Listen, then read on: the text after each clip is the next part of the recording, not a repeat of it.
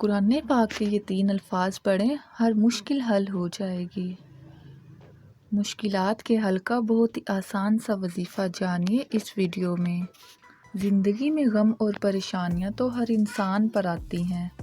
کبھی بھی ان پریشانیوں اور غموں سے گھبرانا نہیں چاہیے۔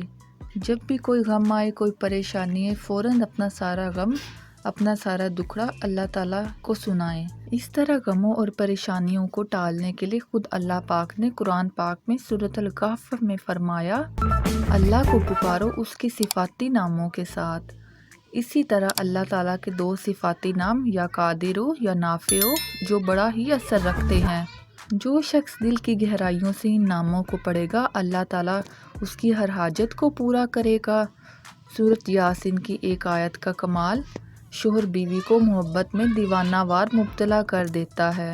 شوہر کی محبت حاصل کرنے کے لیے سورۃ یاسین کی ایک آیت کا بہت ہی کمال میں آپ کو بتانے جا رہا ہوں۔ اگر شوہر عمل کر لے تو بیوی اس کی تابع ہو جائے گی، اگر بیوی ہی عمل کر لے تو شوہر اس کا تابع ہو جائے گا۔ یہ بہت ہی آسان سا وظیفہ ہے۔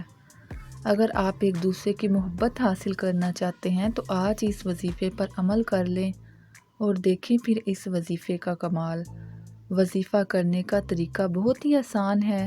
وظیفہ کرنے کا طریقہ، سورۃ یاسین کے ہر مبین پر حسبنا اللہ و نعم الوکیل، نعم المولا و نعم النصیر 450 بار پڑھنا ہے۔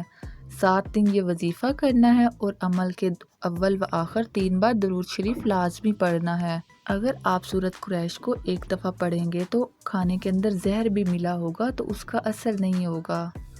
کھانا فوڈ پوائزن نہیں بنے گا، وہ کھانا بیماری کا سبب نہیں بنے گا، صحت بنائے گا۔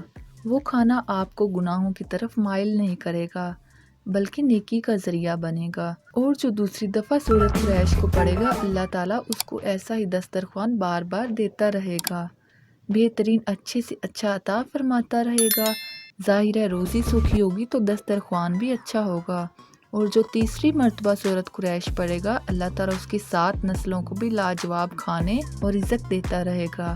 آپ بھی آج سے ہی یہ پڑھنا شروع کر دیں تو اپنی زندگی میں تبدیلی محسوس کریں گے۔ قرآن پاک دنیا کے ہر انسان کے لیے ہدایت اور مسلمانوں کے لیے رحمت بنا کر نازل کیا گیا ہے۔ یہ اللہ پاک کی وہ الہامی کتاب ہے جس کی حفاظت کا ذمہ خود اللہ پاک نے لے رکھا ہے۔